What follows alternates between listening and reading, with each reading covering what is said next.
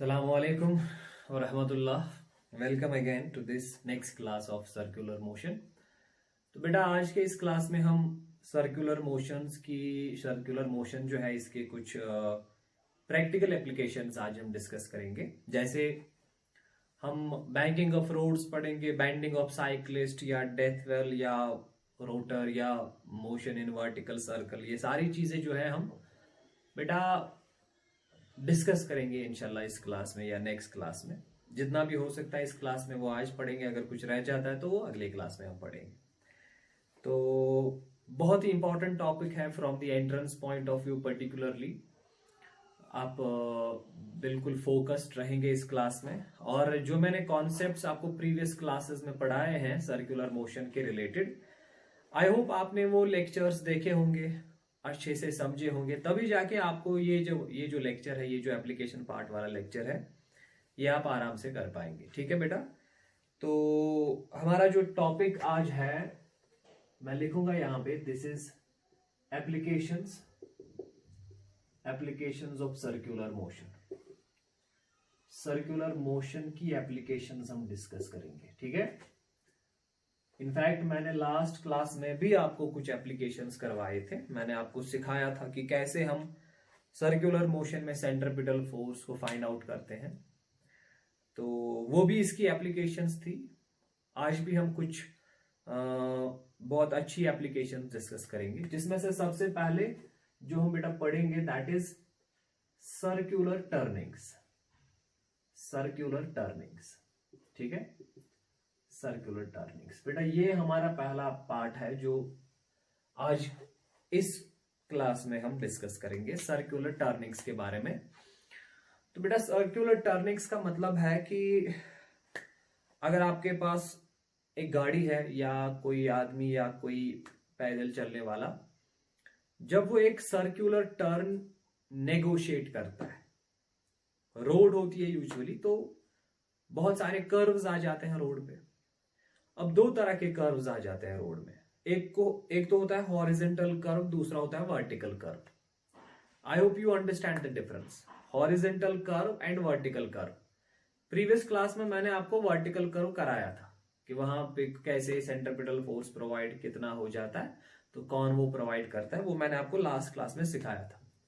तो यहां पे मैं जिन सर्कुलर टर्निंग्स की बात करूंगा, I will be talking about horizontal circular turns, horizontal circles या हॉरिजॉन्टल कर्व्स।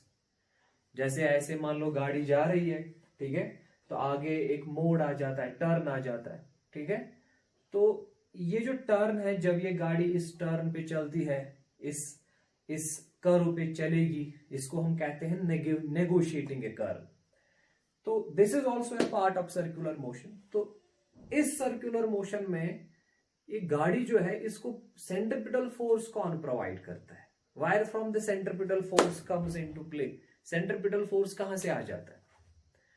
तो यही बेटा हम पहला जो पोर्शन है आज के टॉपिक का, इसमें हम यही डिस्कस करेंगे कि सर्कुलर टर्न्स पे या सर्कुलर कर्व्स पे, पर कौन से curves? Horizontal circular curves.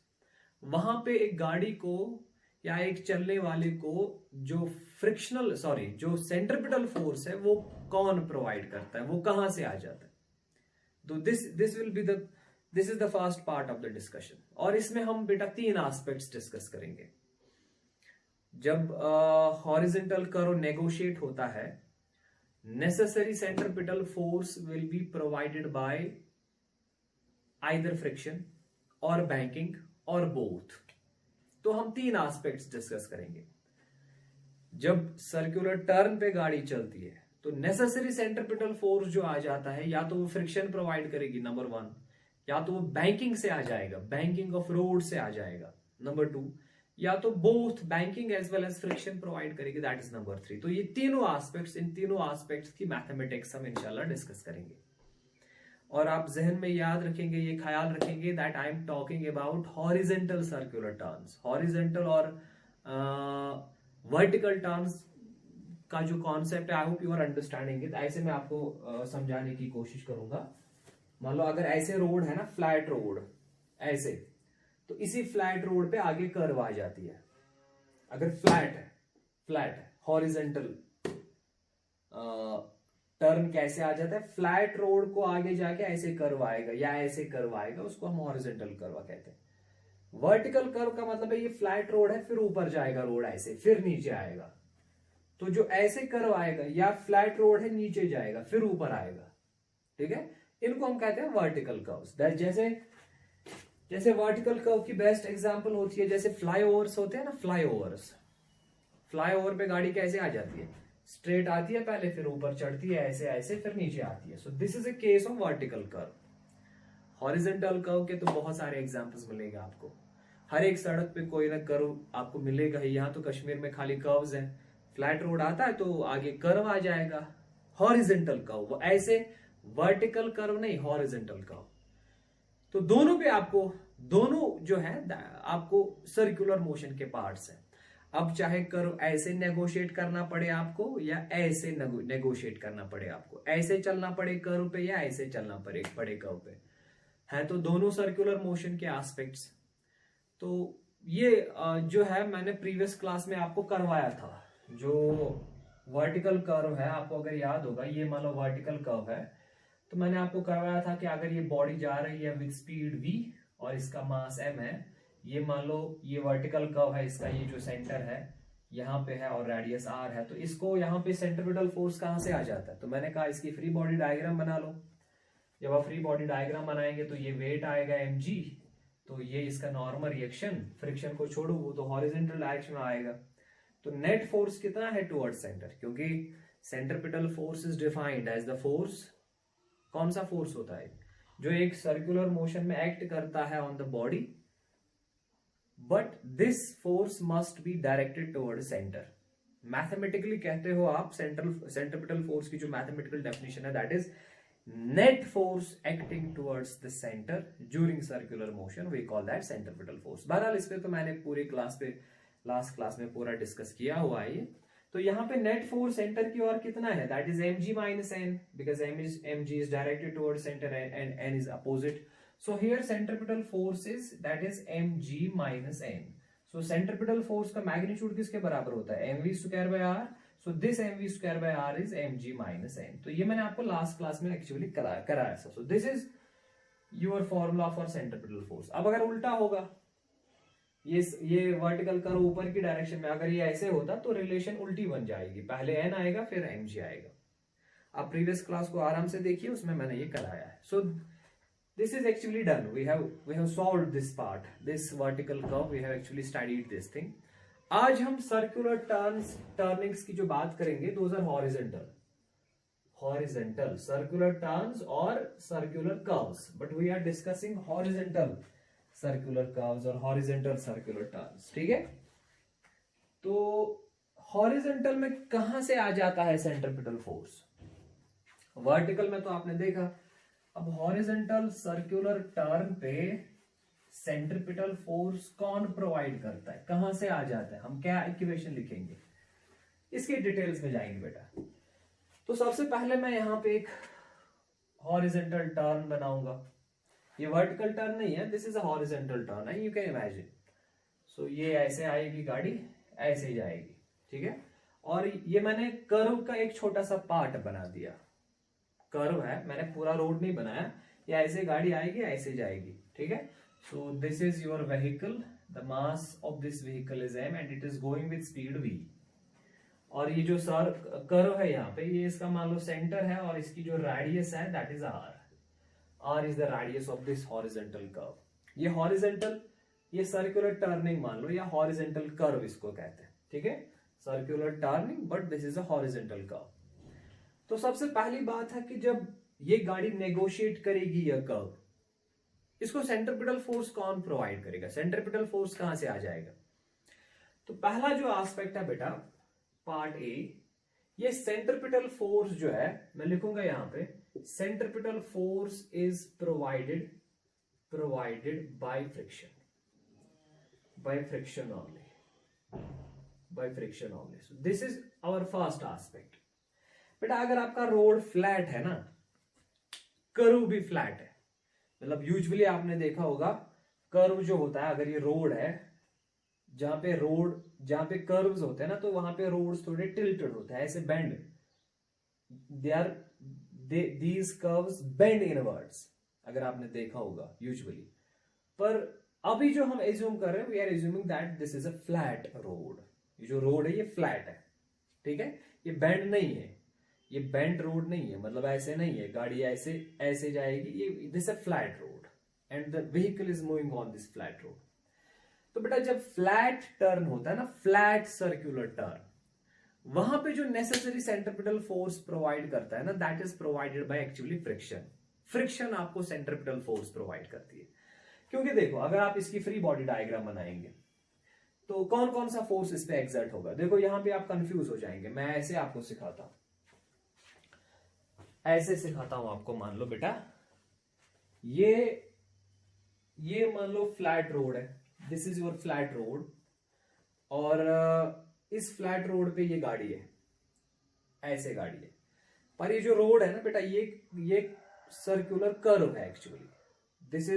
This part of road is basically a part of circular turn. ये बेसिकली कर्व का एक पार्ट लिया है मैंने यहां से यहां पे, पर ये फ्लैट रोड है, ठीक है, और ये इस पे गाड़ी है। अब गाड़ी जो है, देखो ये जो रोड है ना, ये ऐसे जाएगा, इमेजिन कर लो ये रोड ऐसे है, ऐसे ऐसे ऐसे घूमेगा, ठीक है। तो गाड़ी को जो है ऐसे जाना है, ऐसे चलेगी फिर ऐसे आएगी। ये हॉरिजॉन्टल कर्व है, पर जो रोड है वो फ्लैट है। रोड ऐसे टिल्टेड नहीं है, रोड फ्लैट है। बताओ मुझे बेटा ये जो गाड़ी है ना, इस पे इसकी फ्री बॉडी डायग्राम बना के दो मुझे, इस पे बताओ कौन कौन सा फोर्स एक्ट कर रहा है अभी। सबसे पहले आप देखेंगे इसका वेट होगा downward, mg will be downward. इस पे जो नॉर्मल रिएक्शन आएगी वो अपवर्ड आएगी, mg is downward, normal reaction is upward. और ये जो कर्व है ना बेटा, ये ऐसे जा रहा है, मतलब ऐसे है ये कर्व, ठीक है, या ऐसे मान लो ऐसे कर्व है। तो अगर ये कर्व ऐसे है, इसका सेंटर जो है वो यहां पे होगा, कहीं पे यहां पे होगा। मान लो अगर ये ऐसे कर्व है, ये इसका सेंटर है। अगर ये गाड़ी है तो वेट किस डायरेक्शन में होगा, वर्टिकली डाउनवर्ड्स। अब मैंने ये फ्लैट रोड ऐसे बनाया तो वेट इनवर्ड आएगा ना, नॉर्मल रिएक्शन ऐसे आएगा। आई hope you understand this thing, क्योंकि यहाँ पे डायग्राम जो है ये वर्टिकल प्लेन पे बनाई गई है, बोर्ड जो है ये वर्टिकल प्लेन पे बनाया गया है, पर ये जो रोड है ये वर्टिकल प्लेन पे नहीं है, ये हॉरिजॉन्टल प्लेन पे है। इसीलिए मैं आपको यहाँ पे नहीं, मैं आपको यहाँ पे समझा रहा हूँ। क्योंकि ये मान लो रोड है और रोड ऐसे जा रही है, ऐसे ये कर्व है, ये तो मैंने ये इस कर्व का एक छोटा सा पार्ट लिया है और इस पे मैंने ये गाड़ी रखी है, ठीक है। तो मैं आपको बता रहा हूं कि ये जो सर्कुलर टर्न है ना, इसका सेंटर यहां पे होगा कहीं पे, क्योंकि अगर ऐसे टर्न है, ऐसे कर्व है, तो यहां पे सेंटर होगा। शाबाश। और इस बॉडी पे जो फोर्स इस सेंटर की ओर होगा वही तो सेंट्रिपिटल फोर्स है। सेंट्रिपिटल फोर्स कौन सा फोर्स है इस बॉडी पे, हमें देखना है कि नेट फोर्स कितना है टुवर्ड सेंटर, वही होता है ना सेंट्रिपिटल फोर्स। शाबाश। तो उसको निकालने के लिए मैं आपको बताऊंगा इस पे कौन कौन सा फोर्स अभी एक्सर्ट हो रहा है। आप बताओगे सर ऊपर की डायरेक्शन में है नॉर्मल रिएक्शन, नीचे की डायरेक्शन में है वेट। तो ना तो normal reaction centripetal force provide करेगा, ना तो वेट सेंट्रिपिटल फोर्स प्रोवाइड करेगा, फिर कहां से आएगा भाई। अगर देखेंगे इस पे एक और फोर्स एक्सर्ट हो रहा है एंड दैट इज फ्रिक्शन। और यहां पे जो बेटा फ्रिक्शन की डायरेक्शन है ना, दैट इज इनवर्ड्स। जब गाड़ी सर्कुलर टर्न पे नेगोशिएट करती है, सर्कुलर कर्व पे चलती है, उस पे जो फ्रिक्शनल फोर्स एक्सर्ट होता है ना रोड का, वही होता है टुवर्ड सेंटर, वो एक्ट करता है टुवर्ड सेंटर। तो इसका मतलब है बेटा यहां पे जो नेसेसरी सेंट्रिपिटल फोर्स है यहां पे, तो मैं लिखूंगा here this centripetal force is provided by the force of friction. This very important.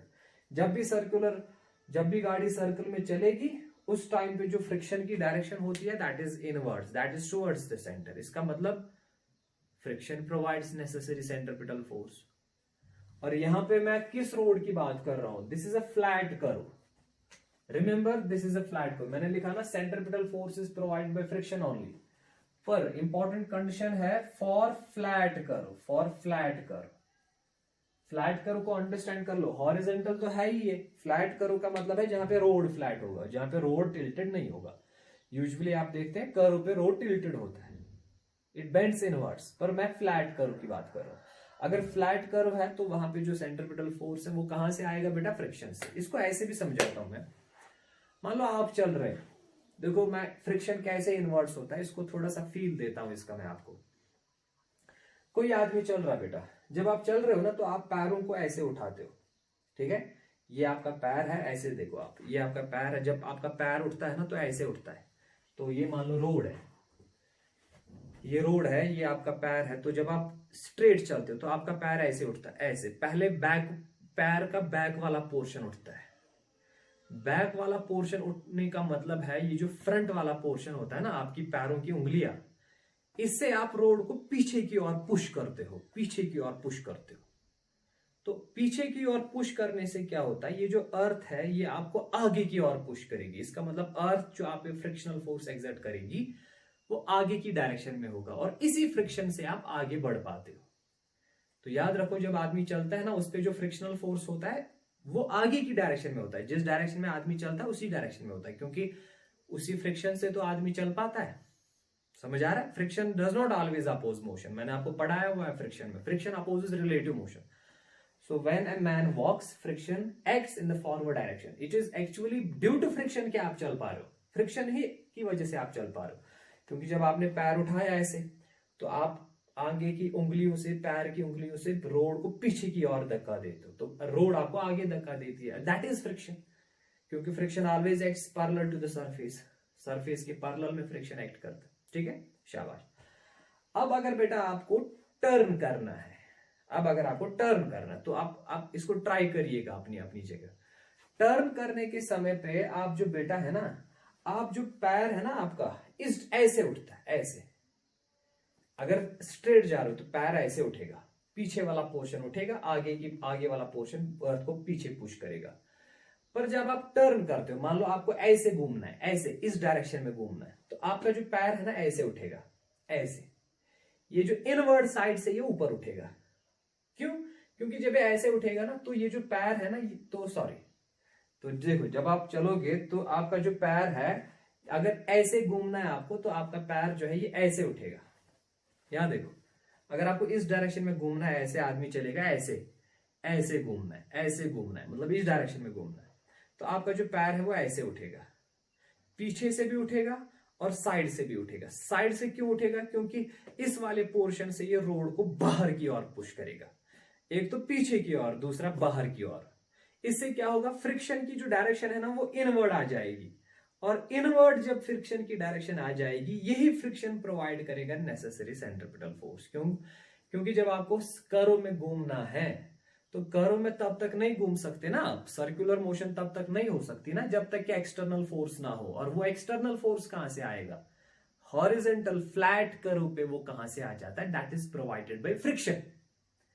जब आप चलते हो तो आपका पैर जो है कैसे उठता है बेटा? ऐसे। आपका पैर जो है, अब देखो जब आपको ऐसे मूव करना है तो आपका जो पैर है ये ऐसे उसको पुश करेगा आउटवर्ड्स। अगर ये कर्व है ना यहाँ पे, इनवर्ड मूव करना है तो आप अपने पैरों से अर्थ को आउटवर्ड पुश करोगे, ताकि अर्थ जो है वो आपको इनवर्ड पुश देगी। इनवर्ड पुश देने का मतलब है the friction provided by the earth is inwards, और वही फ्रिक्शन बन जाता है आपका सेंट्रिपिटल फोर्स।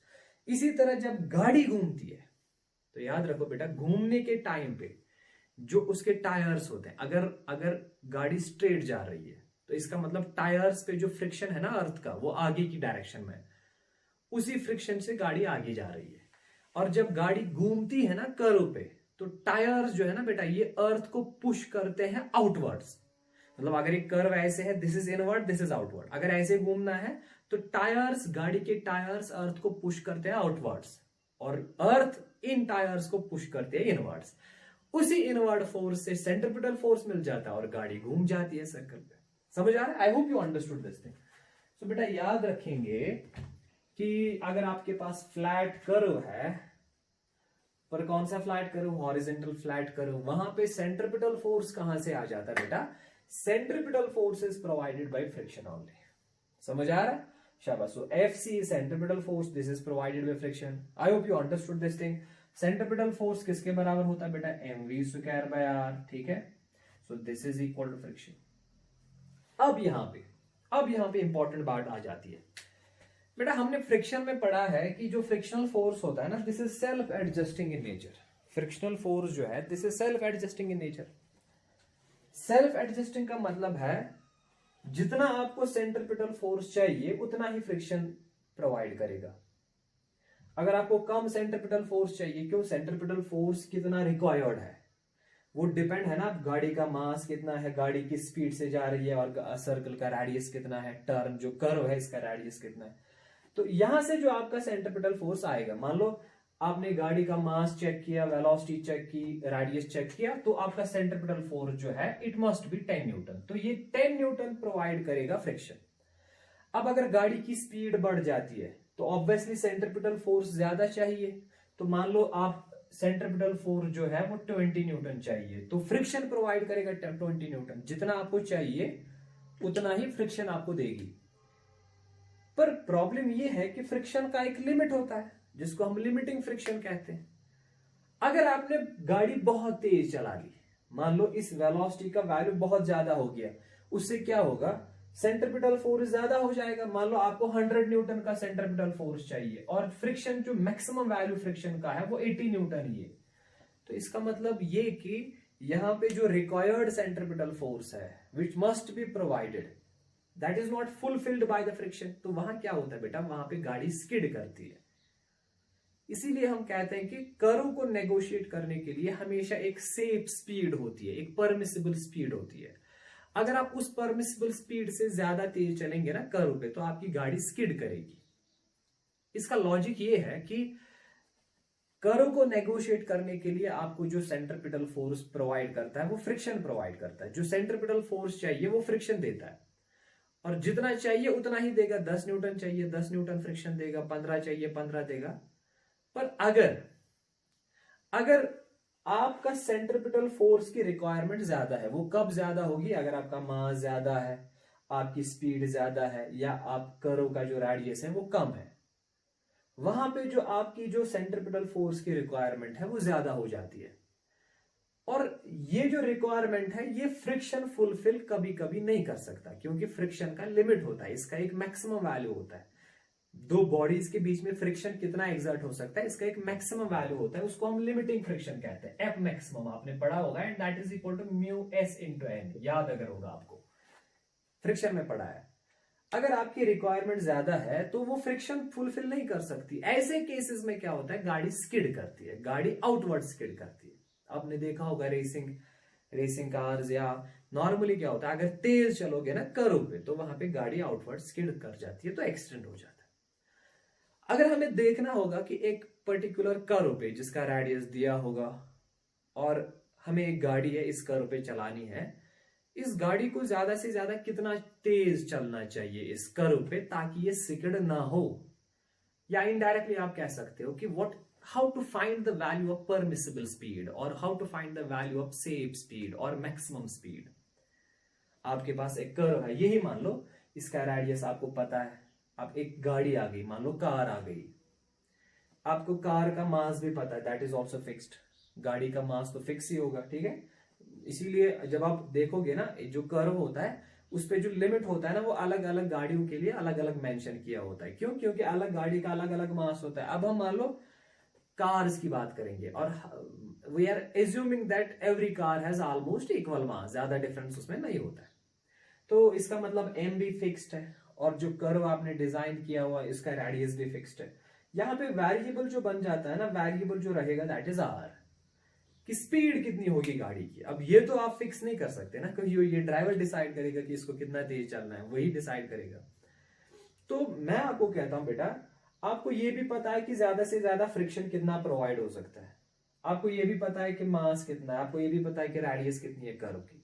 तो आप इजीली ये डिटरमाइन कर सकते हो ना कि इस v का मैक्सिमम ज्यादा से ज्यादा वैल्यू कितना हो सकता है। अगर आप फ्रिक्शन को मैक्सिमम रखेंगे, फिर m भी पता है, r भी पता है, तो वहां से आप v का वैल्यू निकालोगे तो वो v मैक्सिमम निकलेगा। इसका मतलब ये जो v वेलोसिटी का या स्पीड का वैल्यू निकलेगा, it is the maximum possible speed, maximum safe speed और मैक्सिमम परमिसिबल स्पीड। इस स्पीड से ज्यादा आप इस कर्व पे नहीं चल सकते। अगर आपने इस स्पीड से ज्यादा चला, उससे क्या होगा, आपकी सेंट्रिपिटल फोर्स की रिक्वायरमेंट बढ़ेगी। यहां तो आपने फ्रिक्शन पहले ही मैक्सिमम कर रखा है, तो फ्रिक्शन तो नहीं बढ़ेगा, तो सेंट्रिपिटल फोर्स ज्यादा हो जाएगा, उससे गाड़ी स्किड होगी। तो या ऐसे, इसको मैं ऐसे भी कह सकता हूं। तो यहां पे बेटा इसको रब करता हूं, this very important, this very very important. तो याद रखो बेटा, I am trying to explain things. अगर आपका सेंट्रिपिटल फोर्स जो चाहिए आपको, इफ दैट इज लेस और equal to F maximum, it's very important. अगर आपकी सेंट्रिपिटल फोर्स की रिक्वायरमेंट मैक्सिमम फ्रिक्शन से कम या बराबर है तो प्रॉब्लम नहीं है, गाड़ी मूव कर सकती है आराम से, ठीक है। Curve can be easily negotiated, इसमें प्रॉब्लम नहीं है, दिस इज सेफ, ये सेफ है। अगर आपका सेंट्रिपिटल फोर्स की रिक्वायरमेंट मैक्सिमम, क्योंकि सेंट्रिपिटल फोर्स फ्रिक्शन ही प्रोवाइड करता है, अब अगर आपकी रिक्वायरमेंट इस फ्रिक्शन से कम है तो इजीली जा सकते हो, सेफ है, सेफ टू नेगोशिएट। मगर अगर आपकी सेंट्रिपिटल फोर्स की रिक्वायरमेंट ग्रेटर है मैक्सिमम से, सो दिस इज अ प्रॉब्लम। जो गाड़ी है दैट विल स्किड, वो स्किड करेगी, वहां एक्सीडेंट होगा, क्योंकि आपको रिक्वायरमेंट जो है आपकी वो ज्यादा है और जो फ्रिक्शन प्रोवाइड हो सकता है वो कम है। तो इस कंडीशन में हम निकालेंगे सेफ स्पीड कितनी है। कर्व के लिए हम सेफ स्पीड कैसे डिजाइन करते हैं, तो वह ऐसे होता है, इसके लिए हम ऐसे करते हैं बेटा। तो सेफ स्पीड के लिए जो सेंट्रिपिटल फोर्स की रिक्वायरमेंट है, इट शुड बी लेस और इक्वल टू एफ मैक्सिमम। तो सेंट्रिपिटल फोर्स की जो फॉर्मूला है that is mv square by r। What is m? m is the mass of the vehicle, जो भी बॉडी है उसका मास, v इज द स्पीड, इसी को हम सेफ स्पीड कहेंगे, और r इज द रेडियस। अब इसको मैं लिखूंगा यहां पे v मैक्सिमम, ठीक है। तो अगर आपको मैक्सिमम सेफ स्पीड चाहिए, या मैं सिंपली लिखूंगा v, बाद में लिखेंगे इसका subscript. So this mv square by r, this should be less और इक्वल टू एफ मैक्सिमम। और मैक्सिमम लिमिटिंग फ्रिक्शन का वैल्यू क्या होता है बेटा? Mu into N, this is mu S, coefficient of static friction, and N is the normal reaction, ठीक है। और आपको पता है कि फ्लैट रोड पे नॉर्मल रिएक्शन जो होता है वो mg के बराबर होता है, n is upward, mg is downward, friction is inward. तो मैं लिखूंगा दिस शुड बी लेस और equal to mu S into mg, fine. तो बेटा ये m और ये m गया, तो इक्वेशन बनेगी v square should be less और इक्वल टू, ये r यहां आएगा तो ये बनेगा mu S r into G, और इक्वेशन बनेगी v शुड बी लेस और equal to under root of mu S R G. ये आ गया बेटा आपकी इक्वेशन स्पीड, ये आ गई स्पीड की equation. This is very interesting. तो यहां देखिए आप, तो बेसिकली अगर आपको देखना है ना सेफ स्पीड कितनी है, तो वो आप यहां से देखेंगे, आप इसका वैल्यू निकालो। This is v, the velocity, जिस स्पीड से गाड़ी चलेगी ना कर्व पे, इट्स इस उस वेलोसिटी या उस स्पीड का वैल्यू हमेशा इस टर्म से कम होना चाहिए। अगर उसका वैल्यू इस टर्म से ज्यादा होगा तो स्किड करेगी, याद रखो। अगर इससे कम है तो सेफ है, ठीक है। So v safe should be less और equal to mu S R जी। अगर मैक्सिमम वैल्यू निकालना चाहोगे आप, मैक्सिमम v मैक्सिमम परमिसिबल का मतलब है ज्यादा से ज्यादा कितना तेज आप चल सकते हो, वो बनेगा आपका लिमिट। तो उसके लिए यहां आप इक्वेट कर लो, क्योंकि लेस और इक्वल, मैक्सिमम तब होगा ना जब ये इक्वल होगा। तो मैक्सिमम परमिसिबल स्पीड निकालने के लिए आप इसको इक्वेट कर लो, that should be equal to under root of mu S R जी। यहां ये बन जाती है आपकी बेटा मैक्सिमम परमिसिबल स्पीड। तो मान लो आपके पास एक कर्व है, वहां आप रेडियस चेक करेंगे कर्व का, कोएफिशिएंट ऑफ फ्रिक्शन देखेंगे, टायर्स और रोड के बीच कितना होगा, जी होगा। मान लो अगर ऐसे मैं यहां पे लिखता हूं, if your mu S is suppose 0.2, if your radius is let us suppose 100 meter and g is 10, जरा मुझे बताओ बेटा v maximum का क्या वैल्यू आएगा? so what will be the value of mu s into r into g? so value बनेगा बेटा mu s is 0.2 into 100 is 20, या 0.2 into 10 is 2 into 100 is 200। तो ये निकलेगा वैल्यू अंडर रूट 200 मीटर पर सेकेंड। तो इसका मतलब है इस रोड पे, जिस रोड का रेडियस 100 है, जहां फ्रिक्शन प्रोवाइड, जहां कोएफिशिएंट ऑफ फ्रिक्शन 0.2 है, वहां पे जो सेफ स्पीड का वैल्यू आ जाता है दैट इज 200। इसका मतलब इस रोड पे आप अंडर रूट 200 मीटर पर सेकेंड से ज्यादा गाड़ी नहीं चला सकते। अगर आपको सेफली नेगोशिएट करना है, करना है, तो आपकी स्पीड गाड़ी की इस वैल्यू से कम होनी चाहिए। ज्यादा से ज्यादा आप इतनी रख सकते हो, पर इससे तो ज्यादा हो ही नहीं सकता, क्योंकि अगर आप इससे ज्यादा चलोगे आपका सेंट्रीपिटल फोर्स बढ़ जाएगा, रिक्वायरमेंट उतनी नहीं फुलफिल होगी बाय फ्रिक्शन, और आपकी गाड़ी करेगी स्किड। समझ आ रहा है? सो बेटा this is the formula for maximum permissible speed, and remember for safely negotiating the speed of the vehicle should always be less or equal to under root of mu s r g. r is the radius of the circle. इसीलिए हम हमेशा कोशिश करते हैं जितना radius ज्यादा होगा उतना इस परमिसिबल स्पीड का वैल्यू ज्यादा निकलेगा। तो जितना बड़ा कर्व होगा, जितना उसका रेडियस ज्यादा होगा, कर्वेचर कम होगा, उतना वहां पे आप ज्यादा तेज चल सकते हो। ठीक है? So this is all about if you have a horizontal flat curve and the only force that is providing you centripetal force, that is friction in that case. ठीक है? शाबाश, this is very important. I hope इस पे जो basic problems है वो आप solve कर सकते हो। ठीक है बेटा? Let's move to next. चलो दूसरे एस्पेक्ट पे आते हैं बेटा। अब अगर आपका जो रोड है वो जो फ्रिक्शन प्रोवाइड करेगा ना गाड़ी को, इफ दैट इज नेग्लिजिबल, अगर बहुत ही कम फ्रिक्शन एग्जिस्ट कर रही है between tyres and the road, आप क्या करोगे? वहां पे गाड़ी टर्न कैसे करेगी? अगर वहां पे आपका जो है बेटा हॉरिजॉन्टल कर्व होगा तो गाड़ी कैसे मूव करेगी? क्योंकि अभी तक आपने देखा जो फ्रिक्शन होता है वही प्रोवाइड करता है सेंट्रीपिटल फोर्स। अब अगर फ्रिक्शन मिसिंग है, if there is negligible friction between tyres and the road, how can a vehicle move? How can a vehicle negotiate a curve? तो क्या करेंगे बेटा? इसके लिए कॉन्सेप्ट आ जाता है हमारे पास जिसको हम कहते हैं बैंकिंग ऑफ रोड्स।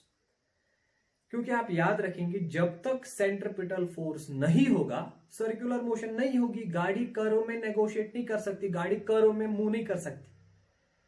तो जरूरी है आपको फोर्स प्रोवाइड करना पड़ेगा। अगर फ्रिक्शन नहीं है, किसी और फोर्स को आप सेंटर की ओर ले जाओ, किसी और फोर्स को प्रोवाइड कर लो। जब तक फोर्स नहीं होगा मोशन पॉसिबल नहीं है, सर्कुलर मोशन पॉसिबल नहीं है। So if friction is missing, so how will you cater this centripetal force? वहां पे हम क्या करते हैं बेटा? वहां पे आ जाता है बैंकिंग का concept. So our next part is banking. तो पहले पार्ट में हमने क्या किया, मैं यहां पे लिखूंगा here centripetal force by banking. Centripetal force by banking. पहले एस्पेक्ट मैंने आपको क्या सिखाया? सेंट्रीपिटल फोर्स प्रोवाइड होता है फ्रिक्शन से, और मैंने रोड जो है वो फ्लैट लिया था, कर्व फ्लैट लिया था, हॉरिजॉन्टल फ्लैट कर्व।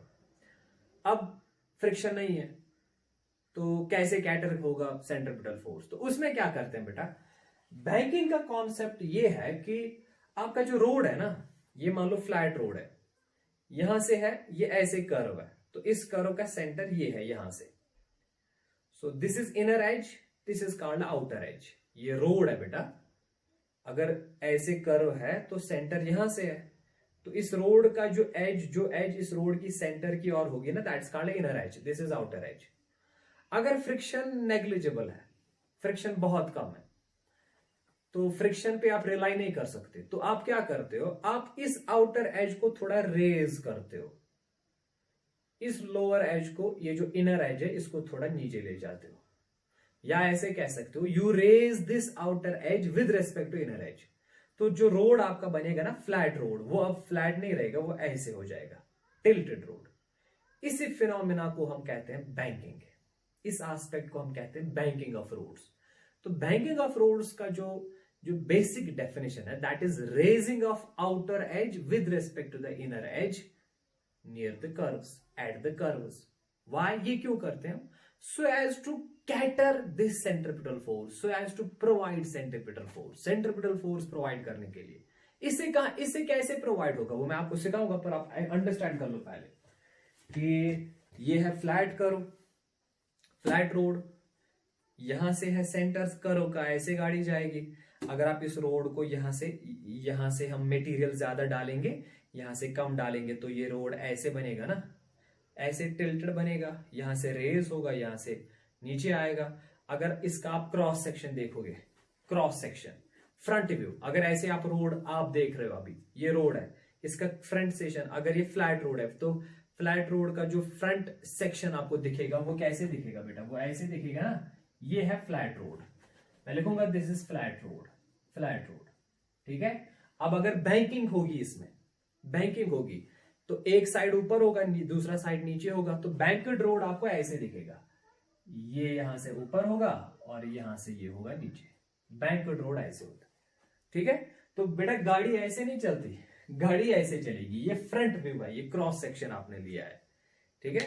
अगर आप फ्लैट रोड को आगे से देखोगे ऐसे, तो ये गाड़ी ऐसे जा रही है, हाँ, आगे से आप देखोगे तो फ्लैट रोड ऐसे ऐसे ऐसे दिखेगा आपको।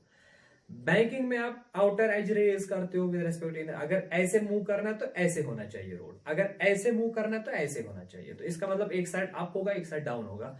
तो जब आप उसको फ्रंट साइड से देखोगे ना तो ये ट्रायंगुलर पोर्शन आपको ऐसे दिखेगा। तो यहाँ पे जो गाड़ी होगी वो मान लो ऐसे टिल्ट पोजीशन में होगी, ठीक है। तो देखो ये बैंकिंग क्यों करते हैं, बैंकिंग तो समझ आ गया।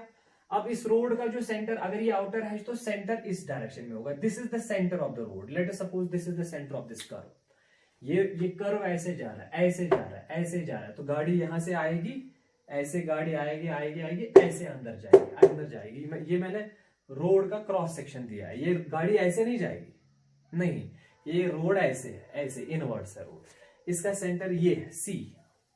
तो देखो हमने क्यों किया ऐसे, ऐसे हमने इसलिए किया, देखो बेटा, क्योंकि इससे क्या होता है, फ्रिक्शन तो एब्सेंट है।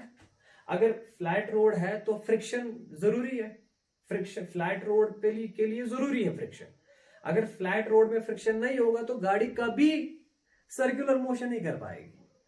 अब अगर आपके पास फ्रिक्शन एब्सेंट है तो आप रोड को फ्लैट नहीं रख सकते, ये आप जहन में डाल दो, रोड फ्लैट नहीं हो सकता अगर फ्रिक्शन नहीं है।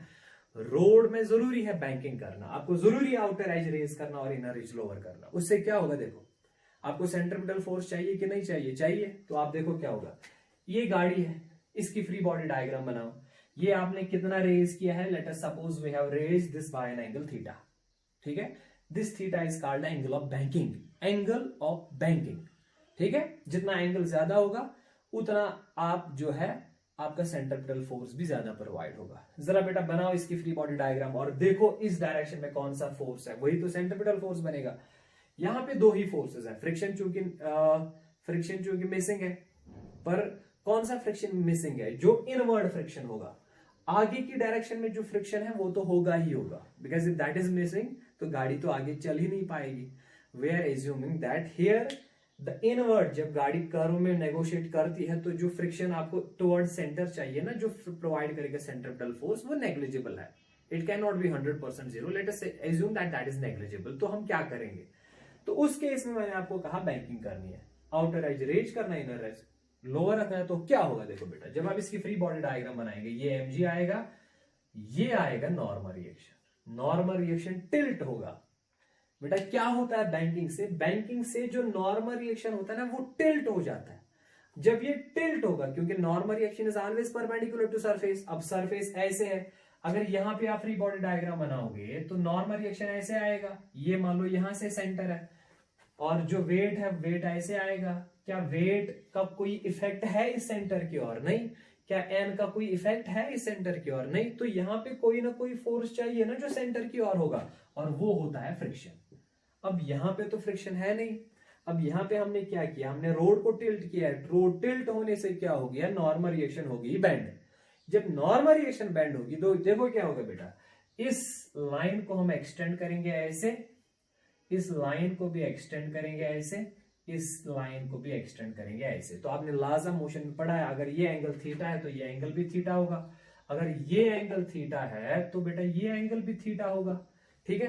अब आप n के दो कंपोनेंट कर लो, ये n है ना, तो यहां से आएगा बेटा n साइन ऑफ थीटा, और ये आएगा बेटा n कॉस ऑफ थीटा। अब बताओ मुझे क्या हो गया, ये n cos of theta balance करेगा mg को, और ये n से साइन थीटा आ गया ना टुवर्ड सेंटर, और यही बनेगा आपका सेंट्रीपिटल फोर्स। तो बेसिकली बैंकिंग से क्या होता है, बैंकिंग से हम नॉर्मल रिएक्शन को टिल्ट करवाते हैं। टिल्ट करने से क्या होता है, यही नॉर्मल रिएक्शन, इसी नॉर्मल रिएक्शन का एक कंपोनेंट आ जाता है टुवर्ड सेंटर, और यही नॉर्मल रिएक्शन प्रोवाइड करती है सेंट्रीपिटल फोर्स। समझ आ रहा है बेटा। So here the centripetal force is provided by the component of normal reaction. This is why we do banking. This is an application of banking. ये बैंकिंग का फंडा है। क्यों हम बैंकिंग क्यों करते हैं? क्योंकि फ्रिक्शन तो मिसिंग है। हम बैंकिंग इसलिए करते हैं ताकि टिल्ट हो जाए। टिल्ट होने से बेटा नॉर्मल रिएक्शन बेंड हो जाती है और इसका एक कंपोनेंट सेंटर की ओर हो जाता है और वही कंपोनेंट फिर प्रोवाइड करता है आपका क्या बेटा? Necessary centripetal force. तो आप लिखोगे this FC centripetal force is equal to n sin theta. वो बना कि नहीं बना? So FC is mv square by r। ठीक है बेटा। सो दिस इज यही बनेगा आपका n sin theta. Centripetal force is provided by the component of normal reaction, that is n sin theta. और दूसरी इक्वेशन अगर आप लिखना चाहोगे वो क्या बनेगी बेटा? This mg will be equal to n cos theta। तो मैं लिखूंगा mg will be equal to n cos of theta। What is m? Mass of vehicle, v speed, r is radius, theta is angle of banking. इस theta को angle of banking कहते हैं। ठीक है। अगर इस थीटा का हमें वैल्यू निकालना है कि कितना इसको रेज करना है तो इसको इसलिए क्या करेंगे हम, ये इक्वेशन फर्स्ट है, ये इक्वेशन सेकंड है, डिवाइड कर दो, डिवाइड कर लो दोनों इक्वेशंस को। तो जब आप डिवाइड करोगे बेटा ये m कैंसिल हो जाएगा, ये बनेगा v square r by g, ये बनेगा v square divided by r g। This is equal to n होगा cancel, sine theta by cos theta बनेगा बेटा tan ऑफ थीटा। तो ये आपकी आ गई equation for angle of banking. अगर आपको देखना है ना कि आपको कितना रेज करना है, कितना एंगल ऑफ बैंकिंग रखना है, तो ये डिपेंड है बेटा वेलोसिटी, स्पीड, किस स्पीड से गाड़ी चलानी है, और ये डिपेंड है रेडियस कितना है कर्व का। जितना स्पीड, जितना आप चाहते हो कि गाड़ी तेज चले उतना आपका बेटा थीटा ज्यादा रखना पड़ेगा, और या जितना आपका जो कर्व है उसका रेडियस ज्यादा होगा, बड़ा कर्व होगा मतलब कम कर्वेचर होगा, उतना आपका थीटा जो है बेटा जितना ये बड़ा होगा थीटा आप कम रख सकते हो। So this theta is determined by the speed and radius of the curve. अब मान लो रेडियस तो फिक्स्ड है, अगर आप चाहते हो कि गाड़ी बहुत तेज चले, जितना आप स्पीड बढ़ाओगे आपको थीटा बढ़ाना पड़ेगा, उतना आपको यहाँ पे इंक्लिनेशन ज्यादा देनी पड़ेगी। इसीलिए आपने देखा होगा जो रेसिंग ट्रैक्स होते हैं जहां पे कार्स रेस करती है ना, वो ट्रैक्स कभी फ्लैट नहीं होते, वो ऐसे बेंड होते हैं। जो सर्कुलर टर्न्स पे जो रोड होता है वो बेंड होता है ऐसे। या अगर आप लोकली देखोगे ना आपके आसपास जो फ्लैट कर्व होगा, सॉरी जो आपका रोड है उस कर्व, कोई कर्व वहां पे देखो, अगर कर्व कहीं पे आपको नजर आता है तो वो कर्व जो है वो टिल्टेड होना चाहिए, इट शुड बेंड इनवर्ड्स। अगर वो इनवर्ड बेंड नहीं है तो वहां पे एक्सीडेंट होने के खतरे ज्यादा है वहां पे, क्योंकि फ्रिक्शन कितना प्रोवाइड करेगा, फ्रिक्शन अगर नहीं है तो ये जिम्मेदारी नॉर्मल रिएक्शन पे आ जाती है, और नॉर्मल रिएक्शन तब काम करेगा जब बैंकिंग है, जब बेंड है रोड। अगर नहीं है तो प्रॉब्लम हो जाएगी, गाड़ी स्किड कर सकती है। समझ आ रहा बेटा? तो अभी तक हमने पढ़ा दो चीजें हैं जो सेंट्रिपिटल फोर्स प्रोवाइड कर सकती है, एक तो फ्रिक्शन, एक तो नॉर्मल रिएक्शन का कंपोनेंट। और नॉर्मल रिएक्शन का कंपोनेंट तब वर्क करता है जब आपकी बैंकिंग हुई होगी, जब रोड फ्लैट नहीं होगा, जब ये कर्व्ड होगा, टिल्टेड होगा। ठीक है। अब अगर दोनों के मिलाया जाए, मतलब कभी कभी रोड ऐसे होता है, या यूजुअली क्या होता है, आपका जो ओवरऑल सेंट्रिपिटल फोर्स है वो फ्रिक्शन भी प्रोवाइड करता है और बैंकिंग भी प्रोवाइड करती है। तो अब हम तीसरा केस पढ़ेंगे जब बैंकिंग और फ्रिक्शन मिलके काम करेंगे, वो तो बढ़िया हो गया ना हमारे लिए, वो तो मतलब ज्यादा अच्छा हो गया। पहले हमने फ्रिक्शन पढ़ा, अगर फ्लैट है तो फ्रिक्शन पे सारा दारोमदार है। अब अगर फ्रिक्शन नहीं है तो हमें बैंड करना पड़ेगा। अब अगर फ्रिक्शन भी है, बैंड भी करेंगे तो ज्यादा अच्छा रहेगा, क्योंकि वहां पे गाड़ी ज्यादा तेज मूव कर सकती है। क्यों? क्योंकि वहां पे सेंट्रिपिटल फोर्स की रिक्वायरमेंट दो चीजें फिल कर रहे हैं ना। फ्लैट रोड पे सेंट्रिपिटल फोर्स की रिक्वायरमेंट खाली फ्रिक्शन कर रहा है फिल, कर्व्ड रोड पे अगर फ्रिक्शन नहीं है तो रिक्वायरमेंट फिल कर रहा है कौन? आपका जो है कंपोनेंट ऑफ नॉर्मल रिएक्शन। अब अगर फ्रिक्शन भी है, कर्व टिल्टेड रोड भी है, मतलब बैंकेड रोड भी है, तो आपकी रिक्वायरमेंट जो है सेंट्रिपिटल फोर्स की रिक्वायरमेंट फ्रिक्शन भी प्रोवाइड करेगा, नॉर्मल रिएक्शन का कंपोनेंट भी प्रोवाइड करेगा। इसका मतलब अगर आपको देने वाले ज्यादा हैं तो आप तेज चल सकते हो। तेज क्यों आ रहा है यहाँ पे टर्म? क्योंकि जितना तेज चलोगे उतनी रिक्वायरमेंट ज्यादा होगी ना सेंट्रिपिटल फोर्स की। अब अगर फ्रिक्शन भी है, बैंकिंग भी है, तो ज्यादा अच्छा है। ठीक है। तो ये मैंने आपको खाली फ्रिक्शन का पढ़ाया कैसे देता है वो, अब मैंने आपको बैंकिंग का कॉन्सेप्ट पढ़ाया। ठीक है। तो यहां मैंने आपको इक्वेशन दिखा दी कि एंगल ऑफ बैंकिंग और स्पीड के बीच में क्या रिलेशन है। ठीक है। इसमें आई होप कि छोटी छोटी प्रॉब्लम्स आप कर पाओगे। थीटा दिया है, आर दिया है, जी दिया है, सेप स्पीड निकाल सकते हो, V दिया है, R दिया है, आप एंगल ऑफ बैंकिंग निकाल सकते हो। I hope you can solve this. Now let's move to next. अगर सेंट्रिपिटल फोर्स प्रोवाइड होगा फ्रिक्शन से भी बैंकिंग से भी तो कैसे रहेगा। देखो बेटा तीसरा एस्पेक्ट हमारा case 3, centripetal force is provided by friction and banking both. अगर फ्रिक्शन भी है बैंकिंग भी है तो कैसे हम निकालेंगे परमिसिबल स्पीड। परमिसिबल स्पीड की फॉर्मूला निकालो, ज्यादा से ज्यादा मैक्सिमम परमिसिबल स्पीड की फॉर्मूला निकालो। अगर आपकी बैंकिंग भी है, बेटा याद रखो जब बैंकिंग आ जाती है तो रोड फ्लैट नहीं हो सकता, रोड टिल्टेड जरूरी है, क्योंकि तभी बैंकिंग तो वही है ना, outer edges raised inner edges lowered, that is banking. अगर बैंकिंग भी है फ्रिक्शन भी है तो फ्लैट रोड की बात हम नहीं कर सकते। हॉरिजॉन्टल कर्व तो ये है, हॉरिजॉन्टल कर्व मतलब ऐसे। अब रोड का क्रॉस सेक्शन कैसे, अगर वो फ्लैट है तो फ्लैट है, अगर ऐसे कर्व्ड है थोड़ा सा इनवर्ड बैंड है उसको हम कहते हैं बैंकिंग। ठीक है, अब देखो इसकी मैं जनरल डायग्राम बनाता हूं यहां पे। अब आपको पता है कि रोड जो है ये तो कर्व्ड होगा, ये ऐसे बनाएंगे हम इसका cross section. This is the cross section of a road. ये आपका रोड जो है ये इसका क्रॉस सेक्शन है। ठीक है बेटा, तो अगर ये आउटर एज है, ये इनर एज है, ये मैंने अभी आपको सिखाया ना कि जो टिल्टेड रोड होता है उसका क्रॉस सेक्शन ऐसे होता है, तो इस पे गाड़ी ऐसे चलेगी और यहां की और होगा सेंटर। ये मान लो सेंटर है, सर्कल का सेंटर यहां से है, यहां मान लो, यहां मान लो, यहां मान लो, यहां मान लो, मतलब इस साइड में होगा सेंटर। ठीक है, तो जो नेट फोर्स इस डायरेक्शन में होगा ना, इस डायरेक्शन में, that is your centripetal force. तो हम क्या करेंगे बेटा, देखो इसकी डायग्राम मैं बड़ी इसलिए बना रहा हूं क्योंकि इसमें थोड़ी सी मैथमेटिक्स यहां पे मुझे आपको दिखानी है, तो इसलिए मैं थोड़ा सा बड़ा बना रहा हूं यहां पे इसकी फिगर। ठीक है, ये ऐसे मान लो रोड है, this is your road and this is your angle of banking, theta is your angle of banking. Fine, शाबाश। अब बेटा ये मान लो गाड़ी है ऐसे, ये आपकी गाड़ी है, इसका मास m है और ये स्पीड v से जा रही है, पर किस डायरेक्शन में जा रही है, इनवर्ड। याद रखिए कंफ्यूजन नहीं है यहाँ पे, कंफ्यूजन नहीं होने दीजिएगा खुद को। ये ऐसे नहीं जा रही है, ऐसे नहीं आ रही है, this is the cross section, this is the front view of the road, और गाड़ी इनवर्ड जा रही है और इस डायरेक्शन में ये आपका यहां से होगा centre.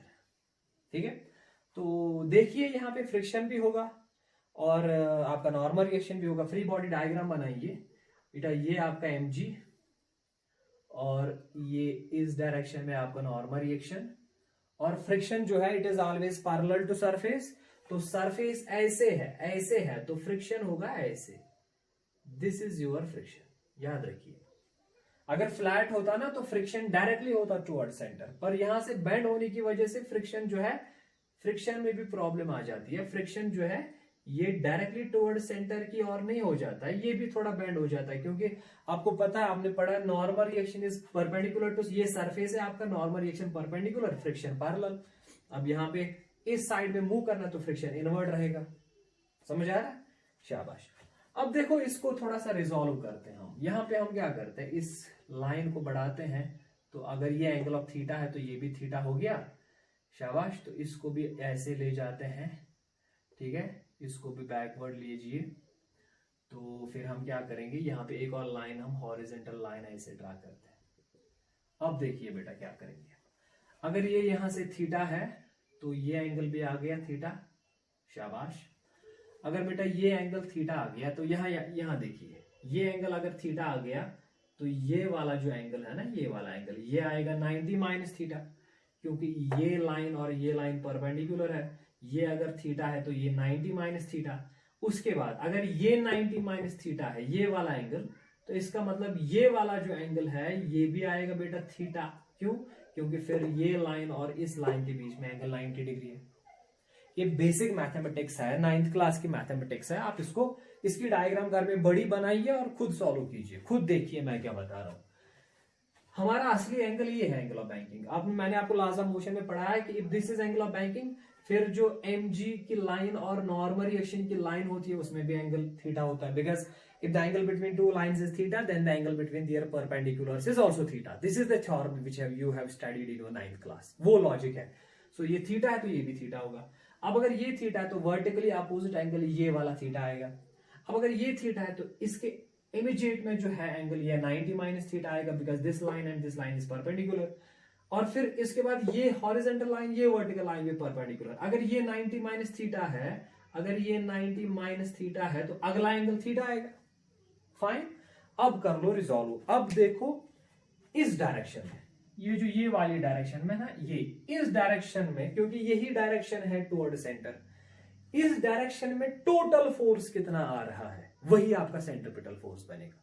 The net force that is toward centre इस डायरेक्शन में, that is your centripetal force. अब देखो सबसे पहले ये n है, ये थीटा है, तो इसके कंपोनेंट ये n है, तो बेटा ये n cos थीटा आएगा, इस डायरेक्शन में आएगा n sin theta.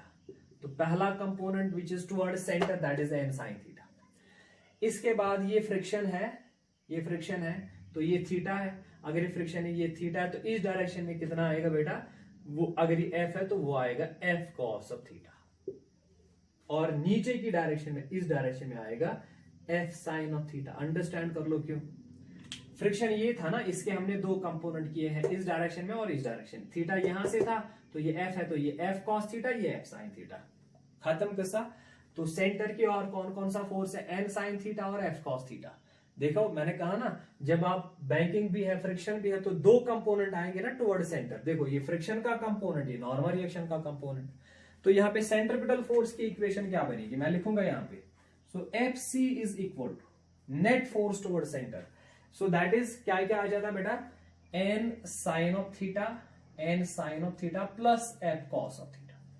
This is your centripetal force. This is equation for centripetal force. ठीक है. तो मैं इसके बदले लिख सकता हूं FC किसके बराबर होता है बेटा, mv square by r. So this is equal your n sin of theta plus f cos of theta. देखो यहाँ पे बेटा, this is your equation number 1. Late us suppose, तो देखो यहाँ पे पहले केस में हमने पढ़ा खाली mv स्क्वायर बराबर होता है फ्रिक्शन. दूसरे केस में हमने पढ़ा mv स्क्वायर बराबर होता है n sin थीटा. अब इस केस में हमने पढ़ा mv स्क्वायर जो है it is equal to n sin theta, मतलब नॉर्मल रिएक्शन का भी कंपोनेंट, फ्रिक्शन का भी कंपोनेंट.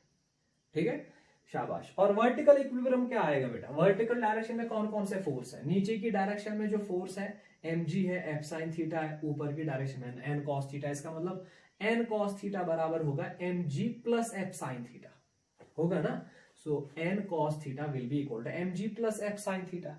तो मैं लिखूंगा यहाँ पे एक और इक्वेशन जो बनेगी, वो बनेगी mg plus f sin theta, f sin theta will be equal to किसके बराबर, अपोजिट डायरेक्शन में कौन सा फोर्स है, this is n cos theta. बेटा ये तो सारा लॉज ऑफ मोशन का खेल है, वही पढ़ा है. mg का वैल्यू निकालो. सो mg किसके बराबर आएगा, यहाँ पे है बेटा, ये जब वहां जाएगा तो ये आएगा पहले, ये बनेगा n cos ऑफ थीटा, ये टर्म वहां आएगी तो माइनस बनेगी f sin of theta. Late us suppose this is equation number 2. ठीक है, मैं आपको बेसिकली परमिसिबल स्पीड की इक्वेशन यहाँ पे डिराइव करने दे रहा हूं, तो इसके लिए मैं इन इक्वेशंस को यहाँ पे नाम दे रहा हूं, दिस फर्स्ट, दिस सेकंड. इसके बाद फर्स्ट एंड सेकंड को डिवाइड कर लीजिए. Divide first and second. देखिए क्या होता है, जब आप डिवाइड करेंगे तो ये m और ये m कैंसिल हो जाएगा. ये लेफ्ट हैंड साइड में आपका बनेगा v square by R G. तो ये बनेगा v square divided by are G. This is equal to, यहां से जो टर्म आएगी that is n sin theta plus f cos of theta divided by, नीचे क्या आएगा बेटा, n cos of theta minus f sin of theta. ठीक है. अगर आप परमिसिबल स्पीड की बात कर रहे हो, अगर आप मैक्सिमम परमिसिबल स्पीड की बात कर रहे हो, तो मैक्सिमम तब होगा ना जब फ्रिक्शन मैक्सिमम होगा. कॉमन सेंस है बेटा. अगर आप चाहते हो ना कि मैक्सिमम कितनी स्पीड होनी चाहिए, यहां पे आप ये n फिक्स्ड है, theta, this theta is fixed, तो चेंज हो सकता है फ्रिक्शन. फ्रिक्शन सेल्फ एडजस्टिंग है. अगर आप ये मैक्सिमम तब होगा ना जब फ्रिक्शन मैक्सिमम होगी. समझ आ रहा है. सो मैं लिखूंगा for v maximum, maximum but permissible. Permissible क्यों, क्योंकि अगर इससे ज्यादा चला गया तो सिकड़ होगा, इससे ज्यादा चला गया तो सिकड़ होगा. For v maximum permissible comma friction जो है it should be maximum. Maximum friction किसके बराबर होता है? Mu into n.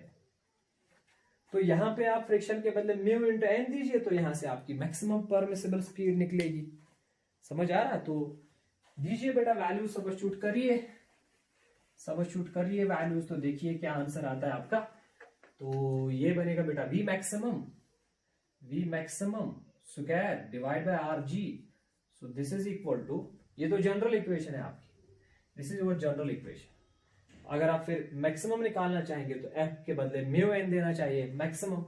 तो n sine of theta plus mu n, friction के बदले mu n into cos of theta, divide नीचे आएगा n cos of theta plus minus f के बदले mu n into sine of theta. ठीक है, तो बेटा देखो एन एन एन एन, ऊपर भी एन कॉमन निकालो, नीचे भी एन कॉमन निकालो, तो कैंसिल हो जाएगा। तो मैं ऐसे ही काट देता हूं इस एन को, ये एन खत्म हो गया। तो इक्वेशन बनेगी वी मैक्सिमम स्क्वायर, ये आर जी इधर लाइए, will be equal to r जी। तो ब्रैकेट में क्या क्या रहेगा? Sine theta plus mu cos of theta divide cos of theta minus mu sine of theta, बनेगी इक्वेशन बेटा। एक बार तो नीट में डायरेक्ट क्वेश्चन आया था, यही फॉर्मूला पूछी गई थी। ठीक है, तो इसके बाद फिर से मॉडिफाई करना चाहोगे इसको, अगर फिर से मॉडिफाई करना चाहोगे, ये भी इक्वेशन है, तो आप क्या कर लो काम, कॉस थीटा को निकालो कॉमन। ये कॉस थीटा बाहर निकालो, यहां से अगर बाहर निकालेंगे तो यहाँ कॉस थीटा डिवाइड होगा, तो ये साइन बाय कॉस बनेगा tan। कॉस थीटा बाहर निकालो, यहाँ कॉस थीटा बाहर निकालो, तो ये बनेगा tan। वो बाहर वाले जो कॉस थीटा है वो होंगे कैंसिल। मेरा मतलब ऐसे है बेटा, ये मैथमेटिक्स है। This is so v maximum is equal to square r g, ऐसे ही। चलो इसको तो मैं अब रबी करता हूं, क्योंकि डायग्राम का जो काम था वो तो हमने ले लिया इससे। ठीक है बेटा, तो यहां लिखता हूं मैं, so v maximum square equal to r g. जरा कॉस कॉमन निकालो, यहां तो कॉस है नहीं ना, तो डिवाइड होगा कॉस, तो साइन बाय कॉस बनेगा tan। तो बाहर ले लो कॉस, तो बाहर एक कॉस जब आएगा कॉस थीटा, तो अंदर क्या रहेगा, ये बनेगा tan थीटा।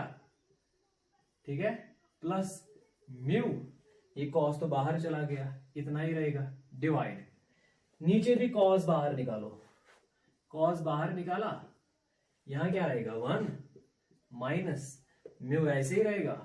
अब इस टर्म में तो कॉस था नहीं, तो वो डिवाइड होगा, sine by cos will become tan theta. ये basic mathematics, I hope you can understand this thing.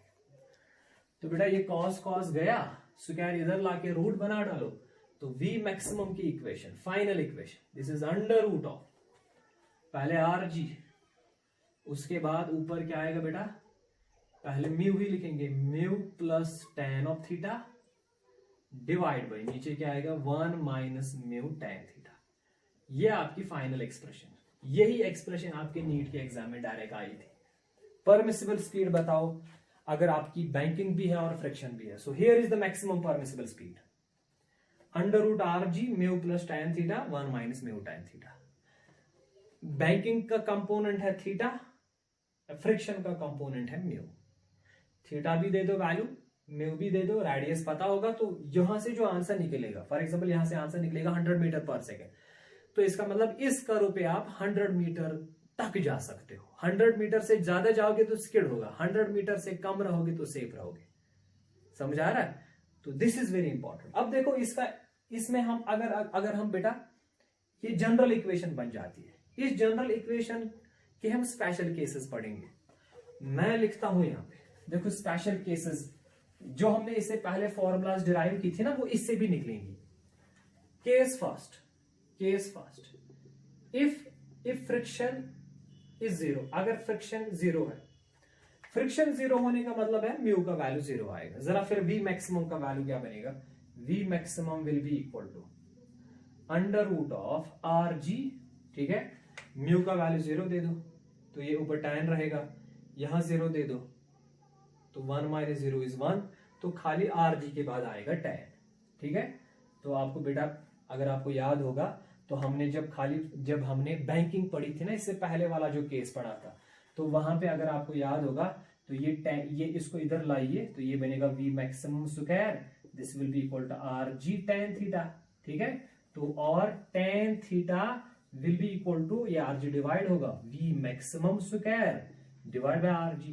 बेटा देखा, इस हमारा रिजल्ट आ गया ना इसी इक्वेशन से वो भी। सो this is a general equation, अगर आपको याद रखनी है यही फॉर्मूला याद रखो। इससे अगर फ्रिक्शन नहीं है तो म्यू का वैल्यू 0 दे दो तो आपको वही रिजल्ट मिलेगा जो इससे पहले ये सी है जो बी पार्ट में हमने पढ़ा था, tan theta will be equal to v square maximum by R G. यहां से इस इक्वेशन से मैक्सिमम स्पीड निकाल सकते हो।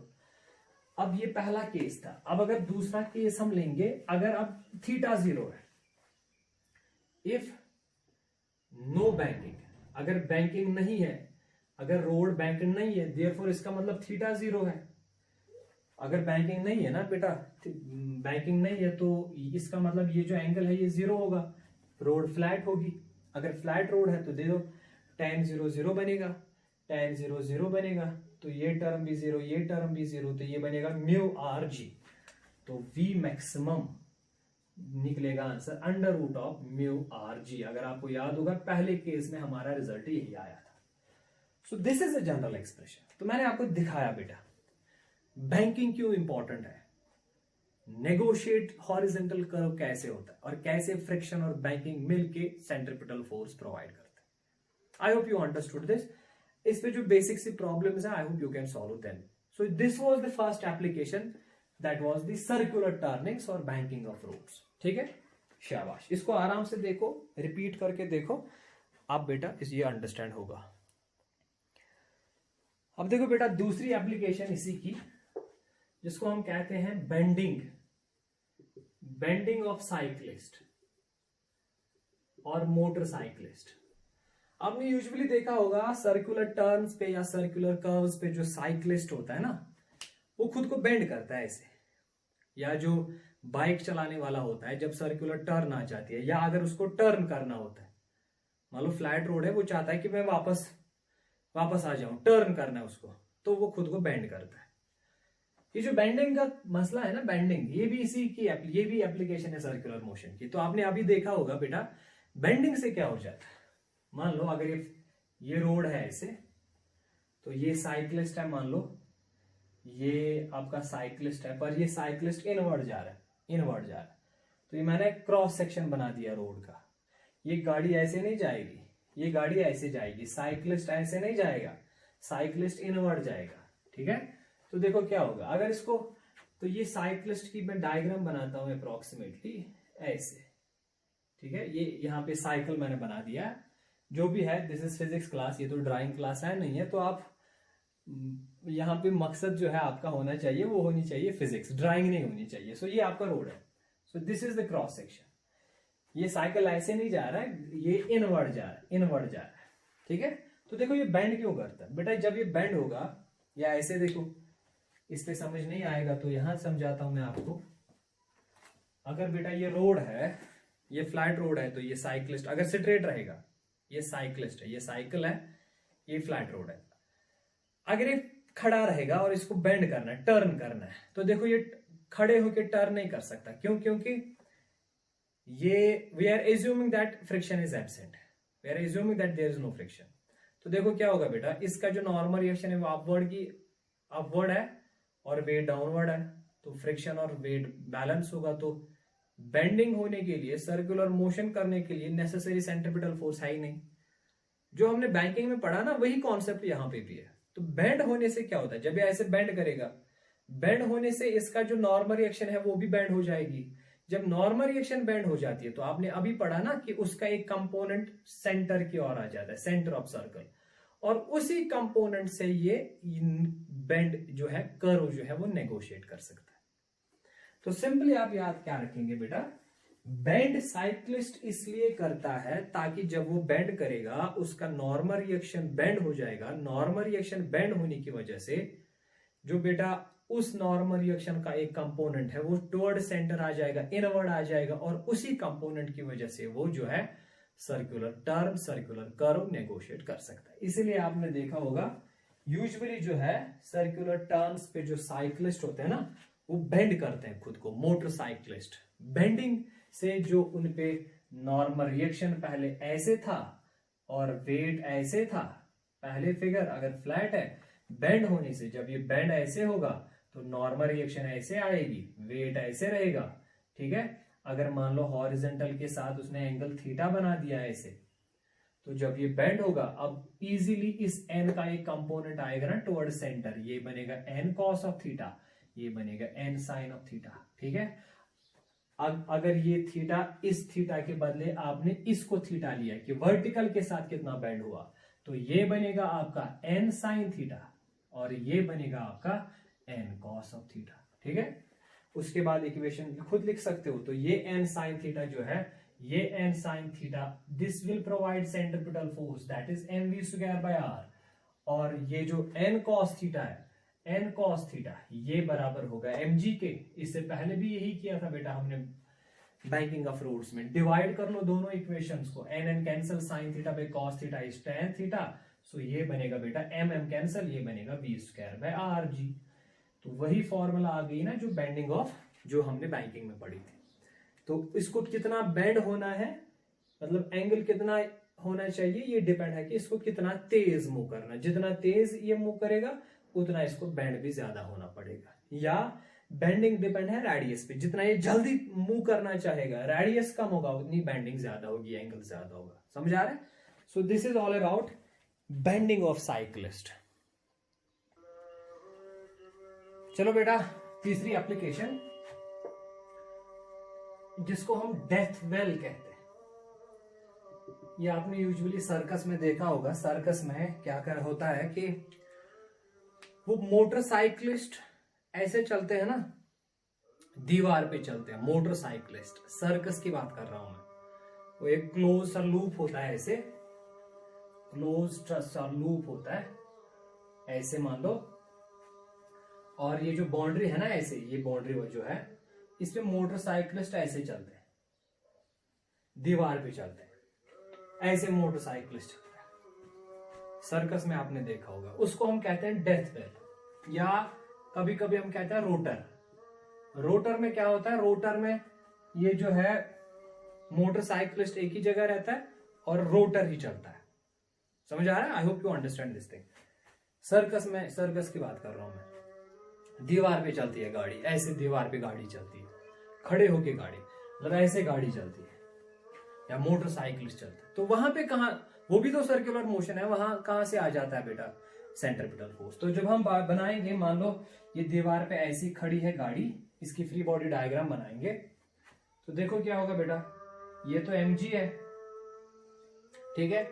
नॉर्मल रिएक्शन तो सरफेस को परपेंडिकुलर आएगा, तो नॉर्मल रिएक्शन इनवर्ड आएगा। तो बैलेंस कौन करेगा, ये तो गिरेगा ना नीचे, तो बैलेंस इसको प्रिवेंट जो करवाता है वो फ्रिक्शन करवाता है, याद रखो। मान लो ये बोर्ड है ना, ये यहां ऐसे मान लो, अगर मैं इसको यहां पे हैंग करवाऊंगा ऐसे, ये यहां पे लटका हुआ है, मैं ऐसे इसको मैंने चिपका दिया, जरा इसकी फ्री बॉडी डायग्राम बनाओ, वेट नीचे, नॉर्मल रिएक्शन आगे, तो फिर वेट को कंपनसेट कौन कर रहा है बेटा, फ्रिक्शन। फ्रिक्शन होगा ऊपर की डायरेक्शन में, फ्रिक्शन ही तो बचाता है, फ्रिक्शन ही तो बैलेंस करवाता है वेट को।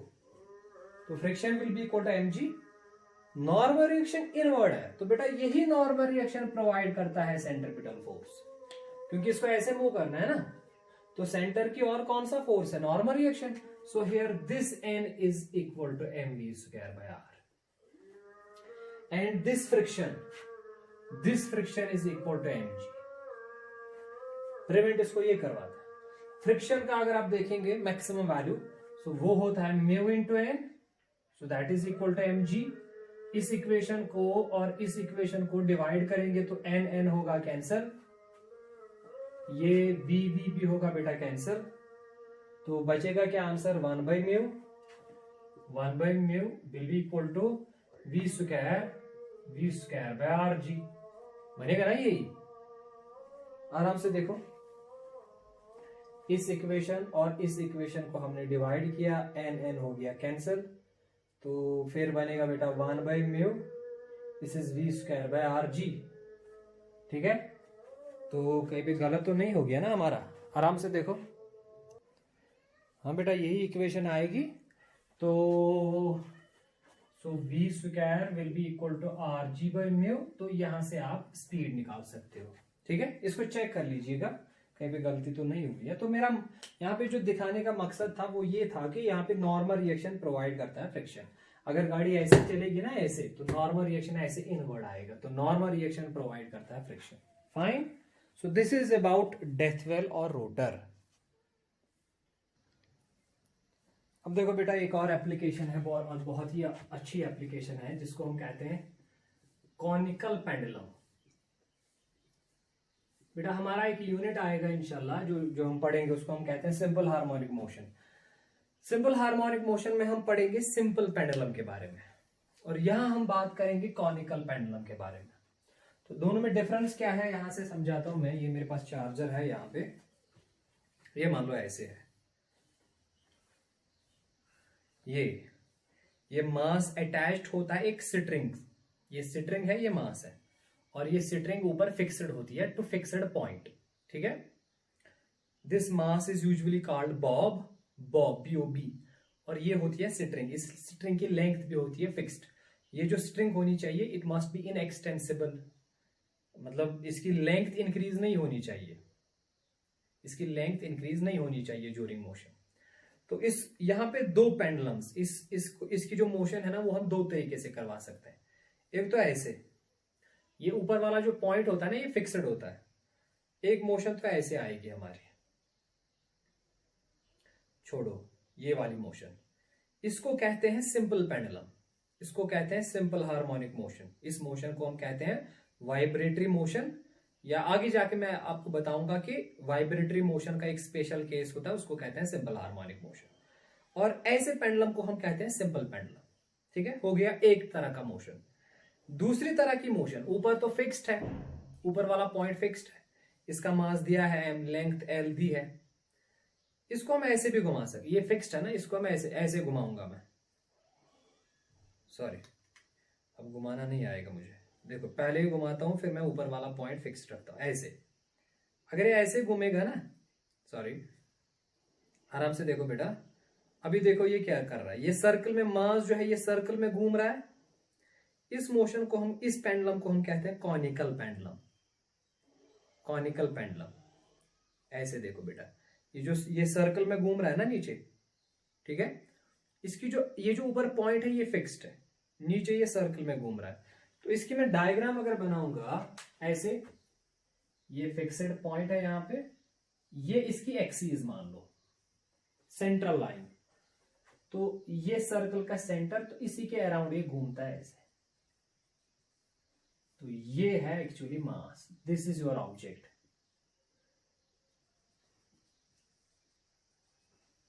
यहां से यहां जो है that is L is the length, और it is inclined at an angle theta. ये जो मैंने बीच में मैंने डॉटेड लाइन बना दी ना, ये दिस इज, ये मान लो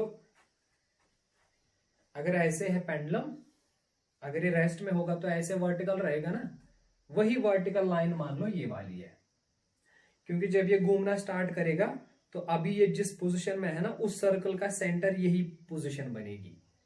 अगर ये अभी रेस्ट में है तो रेस्ट में जिस पोजीशन में जहां पे ये ऑब्जेक्ट रहता है ना, तो ये बन जाता है उस सर्कल का सेंटर। अब देखो जब ये मूव करने लगेगा, इस लाइन को अब याद रख लेना, अब देखो ये कैसे मूव करता है, सर्कल में मूव करना स्टार्ट किया इसने, इस सर्कल का जो सेंटर है ना बेटा वो वही होता है जब ये रेस्ट में था, तो जहां पे ये रेस्ट, मतलब ये इसका सेंटर, इसी सेंटर के अराउंड ये घूमता है। तो अब ये जो लाइन है, ये जो लाइन है ये वाली लाइन, अब देखो ये इस सेंटर वाली लाइन के साथ एक फिक्स्ड एंगल बनाएगी, जब ये घूमेगी घूमेगी ये एंगल रहेगा सेम।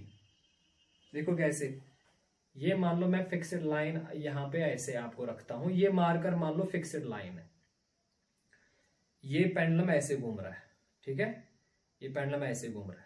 अब इसके साथ अभी आप देख रहे हो तो इतना एंगल बन रहा है ना ऊपर, ये जो एंगल बन रहा है यहाँ पे, ठीक है, अब ये घूम के यहां आएगा, फिर आप ऐसे देखो एंगल सेम रहेगा, फिर ये घूम के ऐसे आएगा, जो एंगल है बेटा वो एंगल सेम रहेगा। So this angle remains fixed. तो this is the central line, यहां से यहां जो है लेंथ ऑफ स्ट्रिंग है, तो ये ऐसे घूमेगा, ठीक है। तो आई hope you understood this thing. अब देखो इसकी मैथमेटिक्स, इसका मास m है, इसकी स्पीड मान लो v है, tangential, this will be tangential to this circle, और इस सर्कल का जो रेडियस है ना, let us suppose that radius is r। इस r का अगर आप वैल्यू निकालना चाहेंगे, ये l है, तो यहां से यहां आएगा l cos ऑफ थीटा, तो यहां से यहां आएगा, अगर ये r रखा है आपने, तो l के कंपोनेंट जब आप करोगे, ये राइट ट्रायंगल बन गया ना, तो ये हाइपोटेन्यूज l है, बेस होगा l cos थीटा, तो परपेंडिकुलर होगा l sin theta. So this radius is equal to l sin theta. अगर आप इस सर्कल के रेडियस निकालना चाहोगे, आपको लेंथ ऑफ स्ट्रिंग दी है l और ये एंगल पता है, सो l sin theta is your radius. Fine, शाबाश। जरा मुझे बताओ बेटा, यहाँ पे कौन सा फोर्स सेंट्रिपिटल फोर्स प्रोवाइड करता है? तो ऐसे में डायग्राम बनाऊंगा, यहां से फिर ये मास है ना, ऐसे तो बनाओ इसकी फ्री बॉडी डायग्राम। यहाँ पे जो एंगल दिया है ये थीटा है, तो फ्री बॉडी डायग्राम बनाओगे तो ये mg आएगा, सेंटर इस डायरेक्शन में है, ये आपका सेंटर है सर्कल का, तो टेंशन आएगा ऐसे, this is your force of tension. क्या और कोई फोर्स इस पे एक्ट करेगा? नहीं।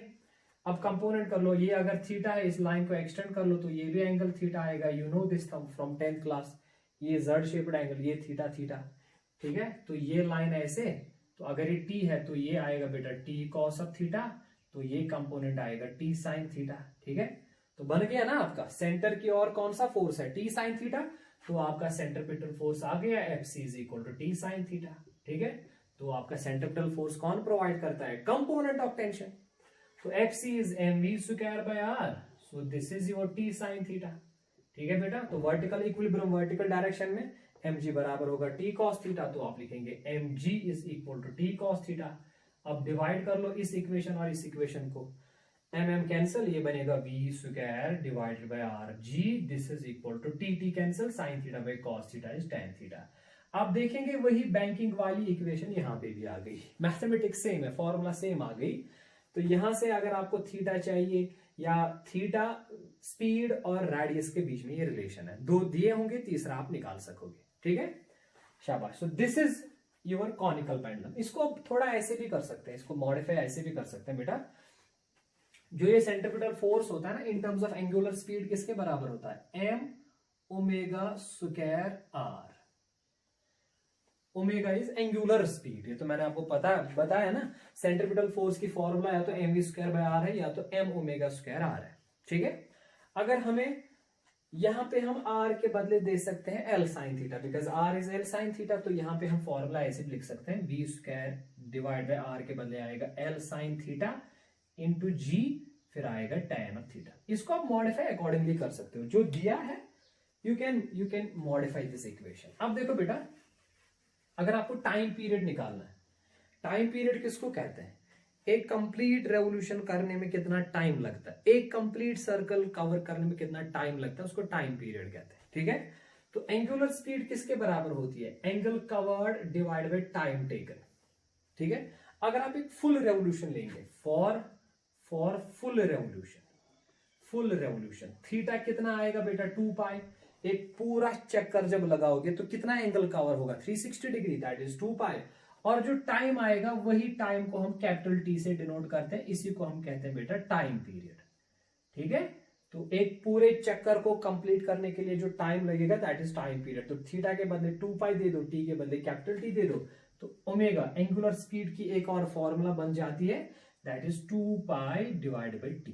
This is also a very important formula, ये भी बहुत ही इंपॉर्टेंट फॉर्मूला बेटा for angular velocity, that is 2 pi by T, T is time period, ठीक है। अब देखो, अगर आप इस टाइम पीरियड का वैल्यू निकालना चाहते हो, टाइम पीरियड का निकालना चाहते हो वैल्यू, तो देखो कैसे निकालेंगे हम बेटा टाइम पीरियड का वैल्यू। तो इस फॉर्मूला से टाइम पीरियड का वैल्यू किसके बराबर आएगा? वो आएगा 2 पाई बाई ओमेगा। अब ओमेगा का आप वैल्यू निकाल सकते हो यहां से, you can find the value of omega इस इक्वेशन से, क्योंकि टी साइन थीटा, ठीक है। Let us suppose this is equation number 1। अब ये इक्वेशन आप फिर से लिखो, सेंट्रिपिटल फोर्स किसके बराबर होता है? m ओमेगा स्क्वायर r, और कौन प्रोवाइड करता है? वो t sine theta, that is equal to t sine theta. और याद रखेंगे ये है टाइम पीरियड और ये है टेंशन, तो यहां मैं इसको लिखूंगा टी डैश, ताकि आपको याद रहे, this t that is time period यहां लिखूंगा, और ये जो टी है दिस इज टेंशन।